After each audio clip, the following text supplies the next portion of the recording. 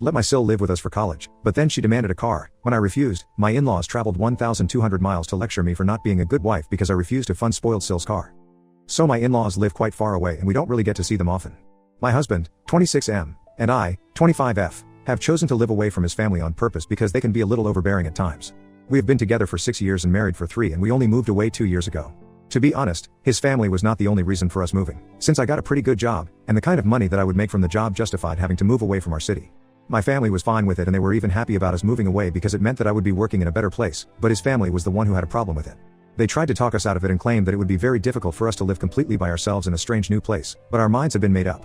His family was also quite unhappy about the fact that my husband was going to have to give up time with his family for my sake, since I was the one who wanted to change jobs as if it was a crime to want to move ahead in my career.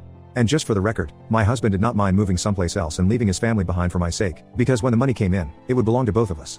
Also, he mostly works from home, so it doesn't really matter to him where he lives. Anyway, even though his family had always liked me in the beginning, for the past 2 years things had been pretty strained between us. My husband and I still try to keep in touch though, and we do visit home at least once a month, but that's about it. We were fine with this, but then, around 6 months ago, my sister-in-law told me that she wanted to move in with us for a couple of months because she was planning on going to college nearby. The college she got accepted into is literally just a 30-minute drive away from our house, and I didn't know if this was something she had planned or if something that just organically happened, but she asked my husband if we would be willing to let her live with us for free because she didn't want to live on campus and her parents were not ready to pay for an apartment. Apparently, the reason she did not want campus accommodation was because the rules were a little too strict and she wanted to have a certain degree of freedom, which she believed she would get if she stayed with us. And my husband's family was also fine with her staying with us, so we decided to agree after some discussion. It was mostly because from what I've known in the past, my sister-in-law is a good kid, but I hadn't expected her to change so quickly over the past couple of years. When my husband and I moved away, she was just 16, and even then, she was pretty sweet. After we moved away, we only met a handful of times and hadn't exactly spent a lot of time together, so we didn't realize that she had turned into a totally spoiled brat. My husband is not really that close with his sister, mostly because of the huge age gap, so he had no idea that she had changed so much. Of course, she was being very nice to us when she wanted us to agree to let her stay rent-free while she was in college. But after she moved in with us, she started showing us her true colors, and in the past 6 months, we have realized that she is not really this sweet little girl that we used to know in the past. She has been spoiled rotten and has a terrible attitude problem. We had agreed to let her live with us on one condition, that she would try to look for a job so she would be able to pay for accommodation herself and move out so she could get an apartment. And she had agreed that in a couple of months, she would start looking for jobs around here that she would work at alongside college. Then once she had saved enough money, she and a couple of her friends would find an apartment and she would be out of my hair. Even her parents had been fine with this arrangement, so I thought that she would be looking for jobs, but every time that I would ask her if she had made any progress on that, she would get annoyed with me and roll her eyes, and it was just very weird because it's not like she was doing a favor to me.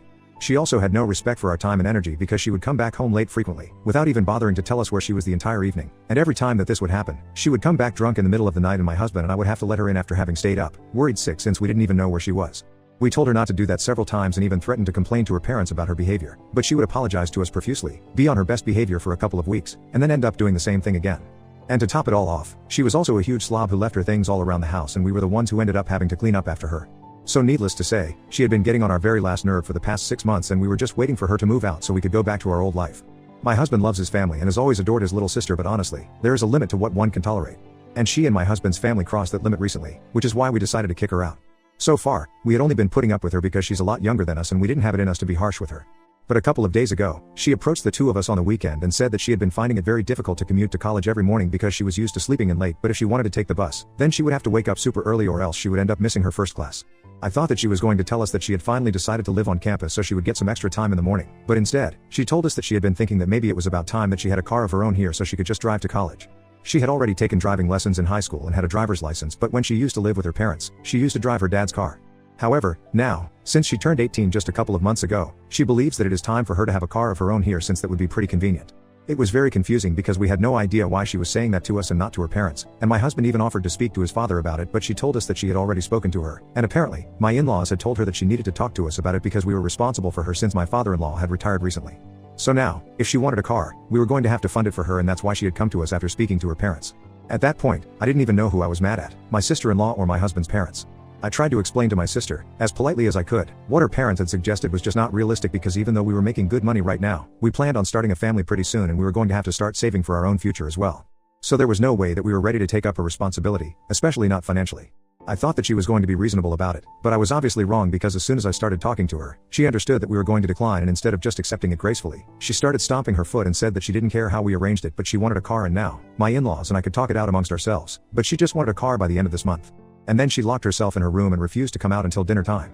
To be honest, it was only her brother who tried to talk to her for a couple of minutes, but after that, he gave up too because he was also quite frustrated. We were already allowing her to live with us without paying rent, even though she blatantly disregarded our way of living, and now, on top of that, she expected us to bow to all her whims and fancies. We were also pretty mad at his parents since they had no right to tell her that we were not responsible for her just because my father-in-law had retired. So after my sister-in-law told us what her father had said, we called him up, or at least we tried to contact him, but we did not receive any response. It also came as a huge shock to us that my father-in-law had apparently retired, not because we didn't know anything about it, and nobody had even told us, but also because he was not even close to the age of retirement. He was just around 53, and it wasn't even like he was seriously ill and couldn't continue working. Besides, he and my mother-in-law had both quit their corporate jobs about 7 years ago and had been running a moderately successful accounting firm since then. So it wasn't even as though they had very high-pressure jobs and were still not making enough money for themselves. They were definitely rich enough to cover all the expenses for my sister-in-law, but just didn't want to. But that day, they did not respond to us, and neither did we hear back from them for the next 2 days.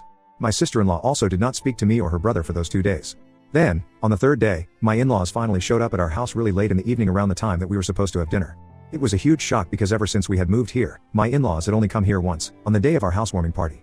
After that, they had never bothered to show up and always had an excuse ready, like it was just too far for them to travel at their age or that they didn't want to bother us, even though we had never said that it would be any trouble for us.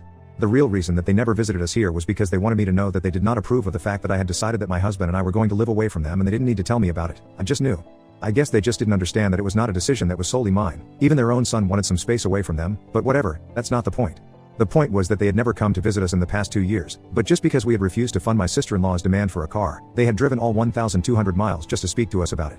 Apparently, as soon as we had declined to fund the car, my sister-in-law had immediately called her parents up and told them all about it, and that's why they had not been responding to our phone calls and messages. They had kept in touch with my sister-in-law for the past 2 days, and since she had told them that my husband and I had apparently refused to speak to her or even acknowledge her existence in the house after we had that fight, they had decided to come all the way here to sort things out. The day before they visited, they had decided that they couldn't let this go on anymore, and they needed to talk to me.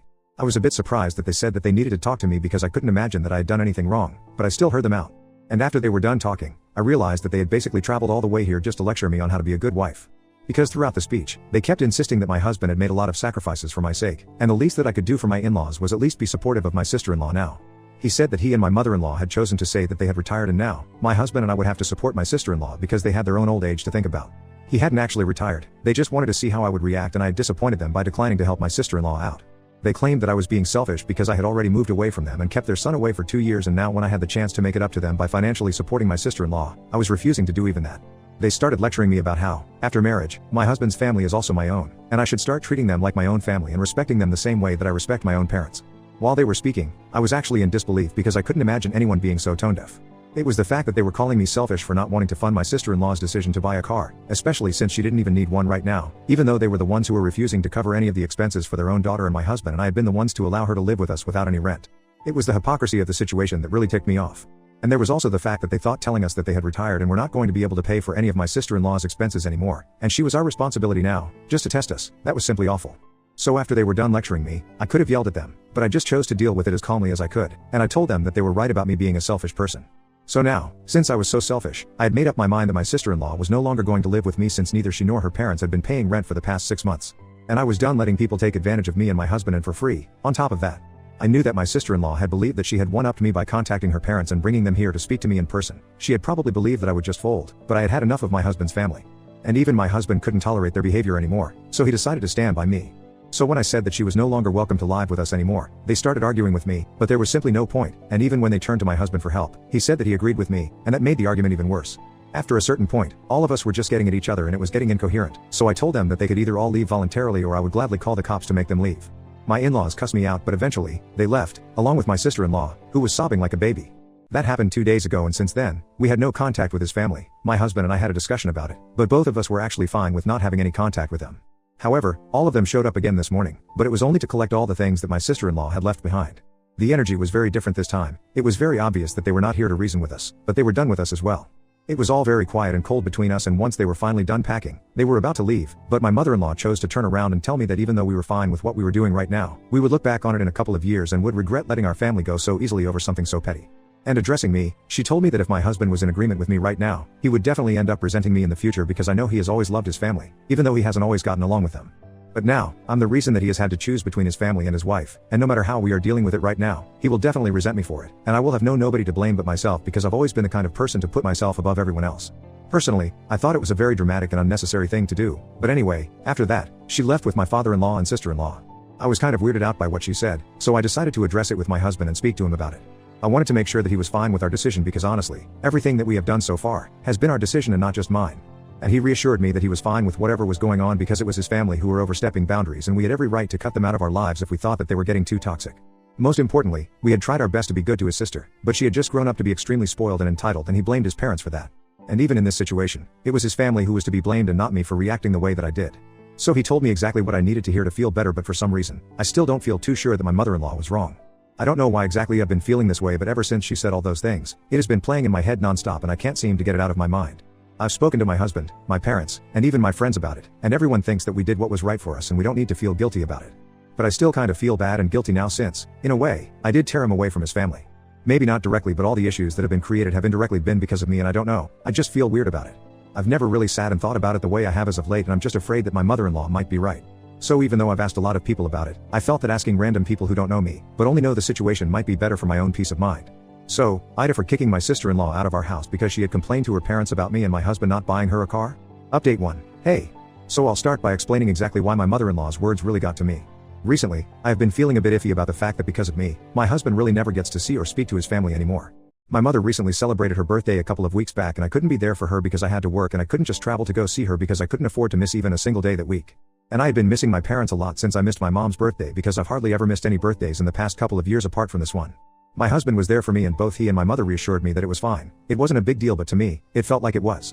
And while I was thinking about that, it just hit me that because of me, my husband's family hardly ever bothers to keep in touch with him anymore, and even his sister has become so spoiled that she doesn't seem to care about his feelings much either. His parents were right that he doesn't particularly get along with them and they disagree on a lot of things, but I always knew that he was very attached to his family in spite of everything. So that's why I had been feeling guilty because I felt like I was the one standing between his family and him, and after making that post, I decided to speak to him about it once again, because I had to get it all off my chest. And thankfully, he reassured me that no matter what was going on with his family, he did not think that it had anything to do with me and had everything to do with their massive overinflated egos. If they couldn't keep that aside, he was not going to talk to them either, and for him, his priorities were always going to be clear. Ever since he got married, his priority has always been me, and he knows that he is my priority as well, which is true. So as long as we are clear about that, he is never going to resent me because nothing that has happened so far has been my own decision solely, but he has also been an active part of it. After speaking to him about it openly, I felt much better about everything. And of course, most of the people in the comment section also agreed that I did not have to blame myself and that my mother-in-law had just been trying to get inside my head and she had succeeded. But my relationship with my husband is a lot stronger than she thinks and is going to take a lot more than just a couple of words to break us apart. Anyway, it has been a couple of days since we last saw them and we haven't had any contact with them since then. It's fine though, I don't really care anymore and I don't think my husband does either. Update 2. So 2 weeks ago, my sister-in-law left, and we stopped speaking for my in-laws altogether. Since then, we haven't had any contact with them, but recently, about 3 days ago, I heard from my parents that my in-laws had returned and the first thing that they did after coming back was contact my parents to tell them they were really disappointed in how I was behaving. Because it's not like I've only known them for a couple of years, we have known each other and our families for the past 6 years and that's a really long time. My in-laws told my parents that apparently, they had always believed that I would treat them with the same kind of respect and love with which I treated my own parents, but they had obviously been mistaken since I did not seem to care about them at all. And they were really disappointed because they had always considered me as their own daughter and had always treated me like that, too. That's honestly not true because even though they had been very kind to me in the beginning, ever since my husband and I moved away, they had been really passive-aggressive every time that we visited, and of course, there was also the fact that they never made an effort to come to see us. My parents had visited us several times over the past 2 years and it felt like they were willing to make an effort to keep in touch with us, but my in-laws didn't seem interested. Initially, my husband and I tried our best to be there for them by visiting every month, but every time that we would visit, they would just act very weird to me, and it was obvious that they were still not ready to accept the fact that we had moved away from them. Even then, we still kept trying because we felt guilty, but after one point, we got busy with our lives and then, they started guilt-tripping us about how we did not try hard enough to keep in touch with them. So honestly, there was never any winning with them and I'm glad that they're not in my life anymore. Even my parents did not take any of my in-laws' BS and told them that if my husband and I had decided not to keep in touch with them, we must have had our reasons and they were going to be respectful of that and maintain the distance as well. I guess my in-laws had expected that speaking to my parents would be helpful to them because they had believed that my parents would speak to me and then eventually, we would end up apologizing to them, but I guess they didn't see this coming. Anyway, I'm glad that my parents are supportive of me and I really wish that my in-laws could have also been supportive of my husband because I know that it would have meant the world to him. Right now, though, he's just embarrassed by how his family has been behaving and I don't even blame him. Update 3. Hey. So it has been a couple of weeks since I last heard from my in-laws and we are pretty much over it. I think it's been almost a month and a half, but I don't think they are over it yet. Especially not my sister-in-law, since she sent me a message last night on Instagram. She told me that apparently, after I kicked her out so heartlessly, her parents decided that they were going to get her everything that she wanted because clearly, they had failed in raising one son, but they were not going to fail her. So currently, she is living in an apartment with her friends and also has the car that we had declined to buy her. Like I said, it's not like my in-laws could not afford to cover the expenses of my sister-in-law, they just did not want to because they wanted to test us or whatever. I don't think it was a test. I think they just didn't want to waste their own money by throwing it all away on my sister-in-law. They wanted us to do it because obviously in one way, they wanted to punish us for moving away, and moreover, I guess they really liked the idea of putting us to a test. And then when we inevitably failed because we're not idiots, they would get the opportunity to make us feel small. Honestly, I'm glad that my husband and I failed by their standards because that just means that we are reasonable people and not pushovers. I made my husband read the message that my sister-in-law sent to me and honestly, it was just disappointing, so we decided that we were going to block all of them. So far, we hadn't done that because it seemed petty and unnecessary, but right now, I don't think that it matters anymore. So we have blocked them and we are going to focus on our own life now. And I know for a fact that in a couple of months, his family is going to come crawling back to us, apologizing for everything because my husband and I are planning on starting a family.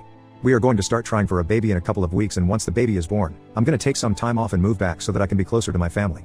I've already spoken to my employers and they think it's a good idea because they have been thinking about branching out and I can help them with that. Nothing has been finalized as of now, but that's the plan. I can't wait for all of it to happen though, because my husband and I have been thinking about this for the longest time and we finally know that it's the right time to go ahead with it and start a family of our own. We are very happy with how things are right now, and we know that in a couple of months, we are going to be even happier. Thank you for watching this video. Make sure to like and share the video. Subscribe for more videos like this. Until we meet again.